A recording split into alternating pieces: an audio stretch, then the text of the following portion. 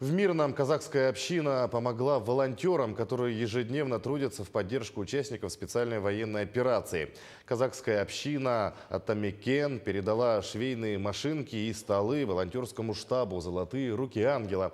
Благодаря этому труженицы смогут изготовить еще больше тактических носилок, медицинских сумок и эвакуационных строп для выноса раненых из зоны соприкосновений. Наш проект назывался «Своих не бросаем».